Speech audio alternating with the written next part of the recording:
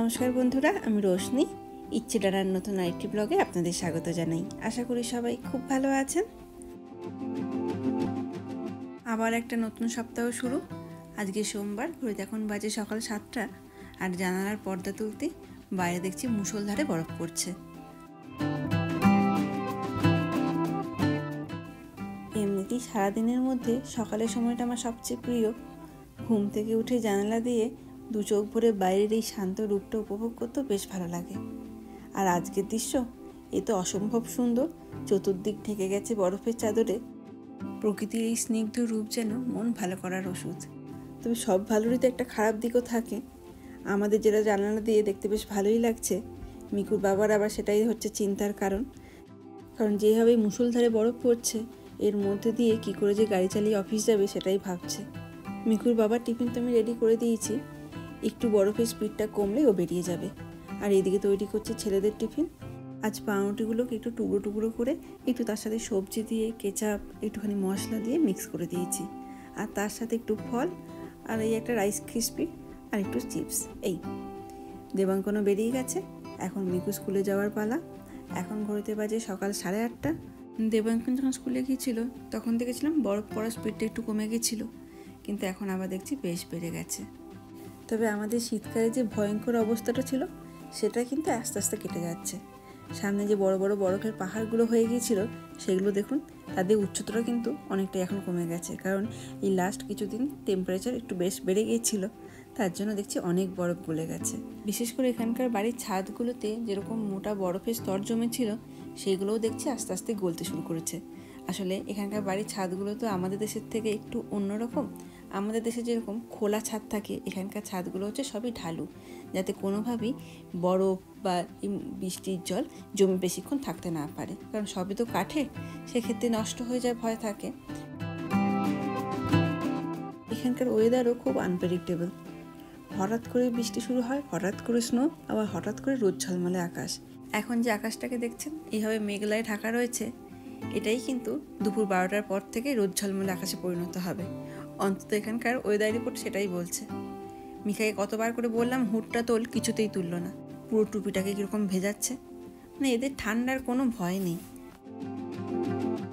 বললাম আর একটু পরে আয়, পুরো স্নোর মধ্যে ভিজছিস তো না। কি হচ্ছে সেটা? এখনও স্কুলের গেট খুলতে প্রায় 2 মিনিট মতো সময় লাগবে। আর এই দেখুন এদের অবস্থা, পুরো হামাগুড়ি দিয়ে এখানে স্নোম্যান বানাচ্ছে। এরা মনে হয় একটু উঁচু ক্লাসে, দেখে তো তাই মনে হচ্ছে। স্নোম্যান তৈরির আসল জিনিসই হয়ে গেছে ওই যে 3টে বড় বড় বল। আর এবার এগুলোকে একটু সেট করে নিতে হবে, আর চোখ, নাক আর মুখটা লাগিয়ে নিতে হবে, ব্যাস।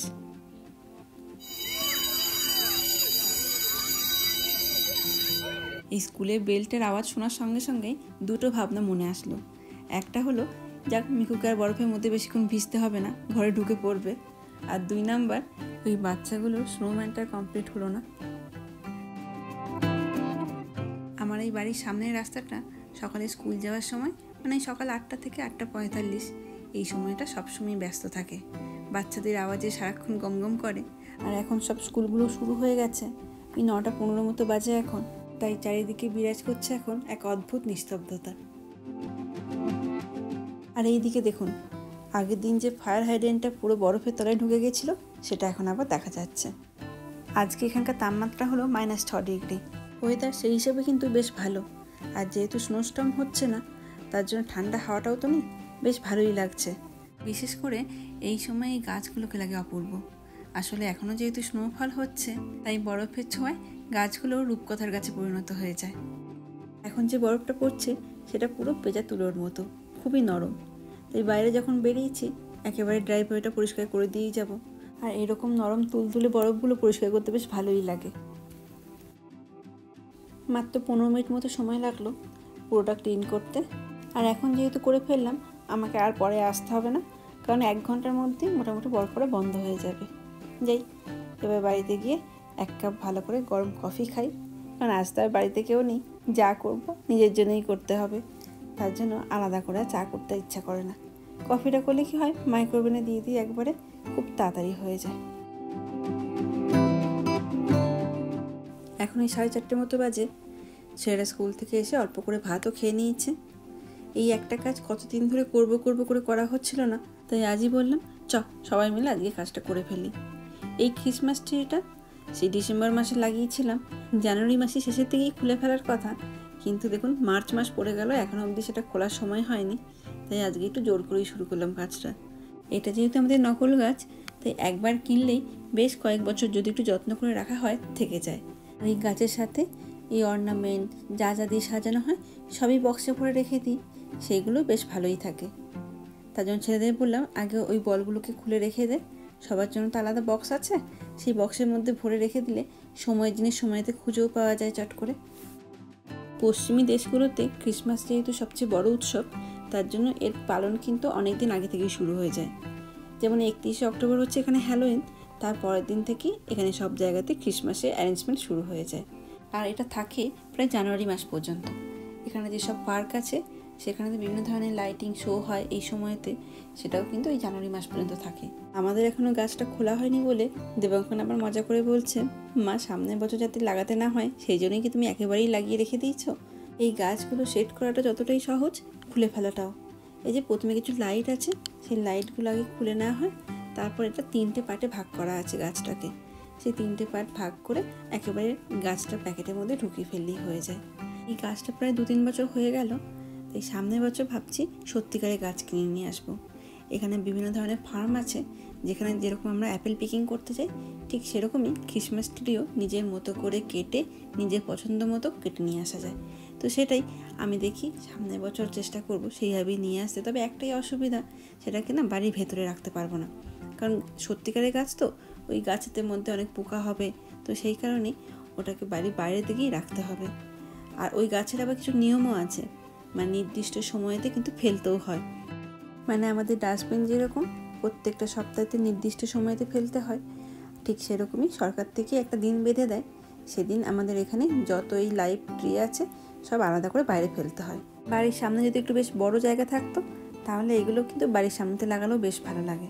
আর এই গাছগুলো হচ্ছে চিরসবুজ গাছ, এই গাছে কিন্তু পাতা কখনো ঝরে পড়ে যায় না, তাই সারা বছরই এই গাছগুলোকে দেখতে বেশ ভালোই লাগে। বিশেষ করে শীতকালে এই গাছগুলোর উপর যখন বরফ পড়ে সেটা দেখতে যেন আরও সুন্দর লাগে।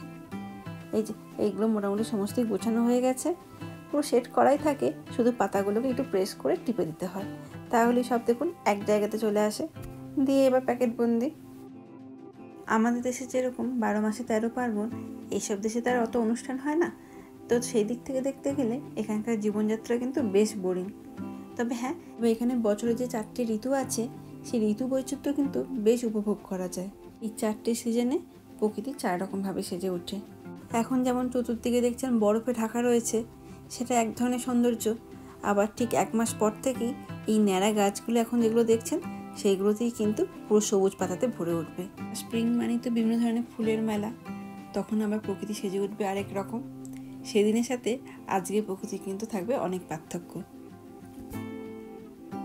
এখানটাতে এই পাতাগুলো এত পড়েছিল না, তার জন্য একটু ভ্যাকুমও করে দিল। এই যে মোটামুটি সমস্ত পুরো বাক্সবন্দি হয়ে গেল। এবার এটা স্টোর রুমেতে ঢুকে যাবে আবার প্রায় 1 বছরের জন্য। 2 ভাই মিলে আজকে একটা বেশ বড় কাজ করে দিল। এখন ওই 6:30 মতো বাজে। মিকুর বাবা অফিস থেকে আসার সময় একেবারে দোকান থেকে কিছু খাবার দাবার নিয়ে এসেছে। এটা কিন্তু একটা আলাদা আনন্দ। ছোটোবেলাতেও আমার বাবা যখন অফিস থেকে ফিরতো তখন আগে ব্যাগ খুলে দেখতাম কি নিয়ে এসেছে। সেখানে ছোট বড় যাই থাকুক না কেন সেটা পেয়ে আমরা কত খুশি হতাম। তবে বাবা বেশিরভাগ ক্ষেত্রেই নিয়ে আসতো পাড়ার দোকান থেকে বিভিন্ন ধরনের তেলে ভাজা। এই জিনিসটা এখানে সত্যি খুব মিস করি। তাই আজকে যখন মিকুর বাবা এগুলো নিয়ে এসেছে আমারও কিন্তু বেশ আনন্দ হয়েছে। এইগুলো হচ্ছে চিকেন শোয়ারমা, মিডল ইস্টের একটা ট্র্যাডিশনাল ফুড, আর তার সাথে ওটা হচ্ছে বাকালাভা। এটাও হচ্ছে ওখানকার একটা বিখ্যাত মিষ্টির আইটেম, খেতে বেশ ভালো। আর এই চিকেন শোরমাগুলো এক একটা যা সাইজ দেখছি, এই এখন একটা খেলে রাতে আর মনে হয় না কিছু খাওয়ার দরকার। এটা এই টর্টিলার ভেতরেতে আছে চিকেন, বিভিন্ন ধরনের সস আর কিছু ভেজিটেবলের একটা পুর। আর চিকেনের পুরটা একটু বেশি পরিমাণেই থাকে, তার জন্য একটা কামড় দিলেই 5টা চিকেন পড়ে যায়। দাঁড়ান একটা কেটে দেখাই। এই মনে তো হচ্ছে আমি একটা গোটা খেতে পারবো না, আপাতত একটা হাফ কাটলাম। এই দেখুন, এই চিকেনগুলো সাধারণত একটু পোড়া ধরনের হয়, আর তার সাথে কিছু সস আর স্যালাডের মিশ্রণ। ছেলেরা তো পেয়ে মহা খুশি। যাক, আজকে দুপুরে অনেক কাজও করেছে, তাই এটা ওদের পুরস্কারই বলতে পারে। আজ তাহলে আমার ভিডিওটা এখানেই শেষ করছি। কেমন লাগলো অবশ্যই জানাবেন। যদি ভালো লেগে থাকে লাইক কমেন্ট করে দেওয়ার জন্য অনুরোধ করে রাখলাম। ভালো থাকবেন, সুস্থ থাকবেন। আবার দেখা হবে পরবর্তী একটি ভিডিওতে।